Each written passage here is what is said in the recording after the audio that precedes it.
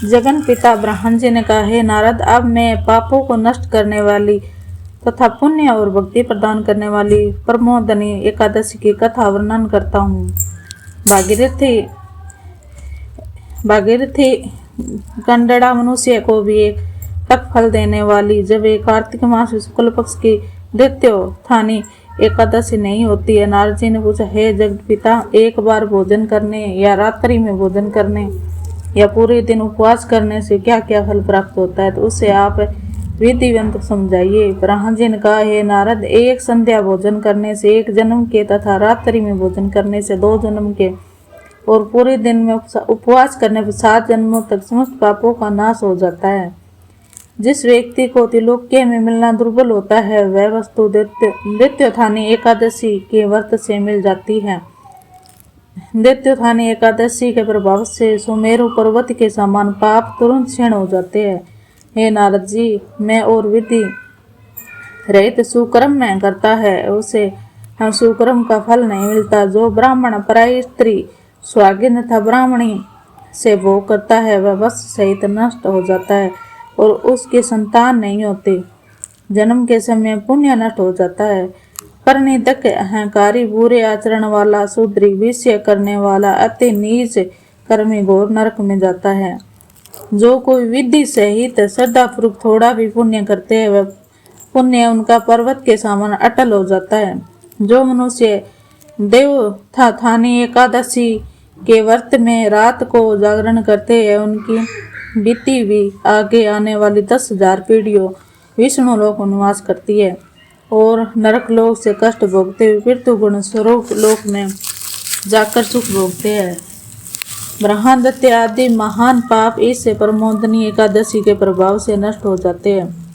रात्रि जागरण का फल अश्वमेघ यज्ञों के आदि के फलों को अधिक होता है। समस्त तीर्थों से जाने वाली भूमि, श्रवण, गो आदि दान का फल इस प्रमोदनी द्वितीयोत्थानी एकादशी के रात्रि को जागरण के फल के बराबर होता है। इस लोक में जीवन सफल उसी मनुष्य का है जिसने प्रमोदनी एकादशी का व्रत द्वारा अपने कुल को पवित्र किया है। इस लोक के जितने भी तीर्थ है, द्वितीयोत्थानी एकादशी का व्रत करने वाले के घर में रहते हैं। मनुष्य के समस्त कर्मों का त्याग करके ईश्वर की प्रसन्नता के लिए इस कार्तिक मास की एकादशी का व्रत अवश्य करना चाहिए। इस व्रत के प्रभाव से मनुष्य पुनः जन्म नहीं पाता है तथा कायिक, वाचिक और मानसिक पापों का नाश हो जाता है। इस दिन जो दान, तप, होम आदि यज्ञ भगवान की प्राप्ति के लिए किया जाता है, तो उसके अक्षय पुण्य होता है। इस प्रमोदनी एकादशी के दिन जागरण करने का फल सूर्य चंद्र ग्रहण का काल का स्नान करने से फल से 70 गुना होता है। जो मनुष्य जन्म से लेकर करता है, वह समस्त पुण्य को प्रमोदनी एकादशी का व्रत आगे व्यर्थ है। जो मनुष्य एकादशी का व्रत नहीं धारण करते, उनके समस्त पुण्य व्यर्थ है। अतः हे नारद, तुम्हें भी विधि अनुसार विष्णु की पूजा करनी चाहिए। जो कोई मनुष्य कार्तिक मास में धर्मपरायण होकर व्यक्तियों को अन्न नहीं खाते, उनके चंद्रायण व्रत का फल प्राप्त होता है। कार्तिक मास में जो मनुष्य भगवान की कथा थोड़ा या अधिक सुनते या पढ़ते सुनाते हैं, उनको 100 गोदान का फल मिलता है। जो लोग प्रमोदनी एकादशी के दिन विष्णु की कथा सुनते हैं, उन्हें 7 दीप के दान का फल मिलता है तथा उनमें उत्तम लोक को प्राप्त होता है। इतनी सुनकर नारद जी ने कहा, हे जगत पिता, अब आप एकादशी व्रत का विधान कहिए। ब्रह्मण जी ने कहा, हे नारद जी, इस एकादशी के दिन मनुष्य ब्राह्म मुहूर्त में उठना चाहिए और नदी, तालाब, कुआं आदि स्नान करके व्रत का नियम धारण करना चाहिए। व्रत नियम धारण करने समय कहना चाहिए, हे भगवान, आज मैं निराहार रहकर दूसरे दिन अन्न का भोजन करूंगा। हे जगदीश्वर, आप मेरी रक्षा कीजिए। इस प्रकार भगवान की विनय करने पश्चात पूजा करके व्रत प्रारंभ कर रात्रि को जागरण करना चाहिए। भजन, कीर्तन, गीत गाकर, कथा, बाजे, नृत्य आदि संपूर्ण रात्रि व्यतीत करनी चाहिए। इस एकादशी के दिन कंजूसी को त्याग कर पुष्प, फल, धूप तथा अगर इत्यादि भगवान विष्णु की पूजा करनी चाहिए और शंख के जल से भगवान का अर्घ्य देना चाहिए। जो कोई मनुष्य भगवान की पूजा अगस्त्य पुष्प से करते हैं, उनके सम्मुख इंद्रदेव या हाथ जोड़कर उपस्थित खड़े रहते हैं। अगस्त्य फूलों के श्रृंगार से भगवान बहुत प्रसन्न होते हैं। जो मनुष्य कार्तिक मास में बेलपत्र से भगवान की पूजा करते हैं, उन्हें अंत समय मुक्ति प्राप्ति होती है। जो मनुष्य तुलसी दल द्वारा कार्तिक मास में भगवान की पूजा करते हैं, उनके 10,000 जन्म के समस्त पाप नाश हो जाता है। जो मनुष्य इस मास में नित्य प्रति तुलसी जी के दर्शन करते हैं, स्मरण करते हैं और छूते हैं, सेवा करते हैं तो पौधे सींचते हैं, कथा कीर्तन करते हैं तथा सत्य सेवा करते हैं, तो वह मनुष्य 1000 कोटि युग तक श्री भगवान के लोक में निवास करते हैं। कार्तिक मास में जो लोग तुलसी जी का वृक्ष लगाते हैं, उनके कुटुंब में पैदा होने वाले मनुष्य प्रलय काल अंत तक विष्णु लोक में रहते हैं।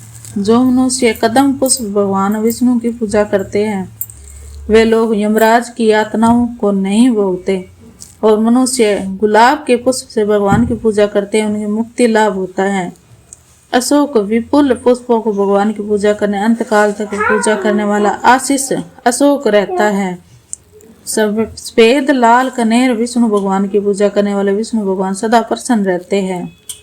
जो मनुष्य कार्तिक मास में भगवान विष्णु की पूजा ध्रुवा दल से करते हुए पुरुष पूजा के फल से 100 गुना फल प्राप्त करते हैं। समी के पत्थर से भगवान की पूजा करने वाले मनुष्य सरलता से यमराज के भयानक मार्ग का पार कर जाते हैं और आवागमन छूट जाते हैं। जो भगवान की पूजा चमक पुष्पों से करते हैं, स्वर्ण केतकी के पुष्प भगवान को चढ़ाने वाले मनुष्य के करोड़ों जन्म का पाप नष्ट हो जाते हैं। श्रेष्ठ दीप दान प्राप्त करने वाले मनुष्य के पीले रंग वर्णन कमल पुष्पों को भगवान विष्णु की पूजा करनी चाहिए। इस प्रकार पुष्पों से रात्रि में भगवान की पूजा करें। प्रात नींद में स्नान करना चाहिए, नदी में स्नान करना चाहिए। तब स्नान करने के पश्चात भगवान की प्रार्थना करते हुए अपने घर में आना चाहिए। भगवान विष्णु की पूजा करनी चाहिए। तत्पश्चात ब्राह्मणों को भोजन कराकर दक्षिणा देनी चाहिए। हे क्षमा प्रार्थना करके फिर भोजन वस्त्र गो तथा दक्षिणा देकर गुरु की पूजा करनी चाहिए। रात्रि के समय जिस ब्राह्मण को भोजन करवाते हैं, उसी ब्राह्मण को श्रवण सहित बेल दान करना चाहिए। आंवले के स्नान करने से नियम दही और शहद का दान करना चाहिए। जिस मनुष्य का फल छोड़े हो, उन्हें फल का दान अवश्य करना चाहिए। तेल छोड़ा हो तो उसको स्थान पर घृत और दूध अन्य स्थान पर चावलों का दान करना चाहिए। जो मनुष्य इस व्रत में भूमि पर शयन करते हैं, तो उनको व्रत के समाप्ति से सहित सब वस्तुओं को दान करनी चाहिए। इस व्रत में मौन धारण करने वाले जो श्रवण सहित तिलों का दान करना चाहिए। जो बालों को धारण करने वाले, उन्हें दर्पण दान करना चाहिए। जो लोग व्रत में कार्तिक मास में उपाना धारण करते हैं, उन्हें उपाना का दान करना चाहिए। इस व्रत में नमक त्यागने वाले को शक्कर का दान करना चाहिए। जो मनुष्य देव मंदिर में नित्य प्रति दीपक जलाते हैं, उनको ताम्र श्रवण दीपक गर्त में बत्ती डालकर दान करना चाहिए। जिस मनुष्य ने चातुर्मास में व्रत में जिस वस्तु का त्याग दिया है, उसे फिर भी वस्तु का सेवन करना चाहिए। जो मनुष्य देवोत्थानी एकादशी के दिन विधि पूर्वक श्रद्धा और मुक्ति के साथ व्रत करते हैं, उन्हें अंत सुख मिलता है और अंत में वे लोग स्वरोग प्राप्त करते हैं। जिन मनुष्यों को व्रत बीच में खंडित हो जाता है, वह मनुष्य नरक भोगते हैं।